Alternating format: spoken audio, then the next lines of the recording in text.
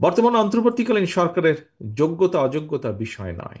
দেশে স্থিতিশীল গণতান্ত্রিক সরকার না থাকায় একদিকে দেশি বিদেশি বিনিয়োগে স্থবিরতা নেমে এসেছে, অপরদিকে এক অনিশ্চিতকর রাজনৈতিক অর্থনৈতিক পরিস্থিতি নিয়ে বিভিন্ন শ্রেণী পেশার মানুষের মধ্যে একরকমের অস্থিরতা তৈরি হচ্ছে প্রায় প্রতিদিন।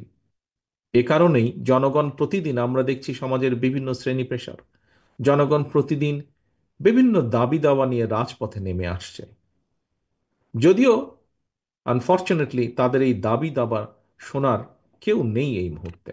জনগণের বাংলাদেশে জনগণের ভোটে জনগণের কাছে জবাবদিহিমূলক সরকার প্রতিষ্ঠায় যে কোনো ধরনের অজুহাত কিংবা গড়িমসির সুযোগ নিয়ে পতিত পলাতক পরাজিত স্বৈরাচার মাথা চাড়া দিয়ে ওঠার অপেক্ষায় রয়েছে, কিন্তু এটি আজকে বিভিন্ন বক্তার বক্তব্যেও ফুটে উঠেছে কথাটি।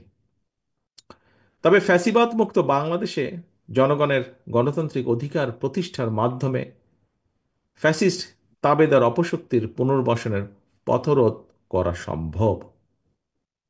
আমরা নিজ নিজ দলীয় আদর্শ এবং কর্মসূচি বাস্তবায়নের ক্ষেত্রে ফ্যাসিবাদ বিরোধী রাজনৈতিক দলগুলোর মধ্যে প্রক্রিয়া বা পদ্ধতিগত বিরোধ দৃশ্যমান হলেও আমি দৃঢ়ভাবে বিশ্বাস করি দেশ এবং জনগণের বৃহত্তর স্বার্থে ফ্যাসিবাদ উত্থান মোকাবেলায় একতরফা ইস্যুতে বাংলাদেশের গণতান্ত্রিকামী জনগণ বিগত 5ই আগস্টের মতনই ঐক্যবদ্ধ।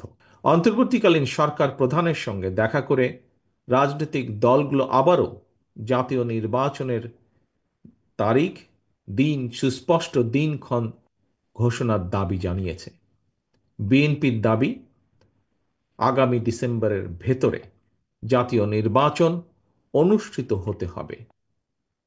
জাতীয় নির্বাচন অনুষ্ঠানের লক্ষ্যে জনপ্রশাসন, আইন শৃঙ্খলা বাহিনীর প্রয়োজনীয় সংস্কারের জন্য অন্তর্বর্তীকালীন সরকারের প্রতি বিএনপি সহ আমরা যারা একসঙ্গে রাজপথে আন্দোলন করেছি আমাদের সর্বাত্মক সমর্থন অব্যাহত রেখেছি।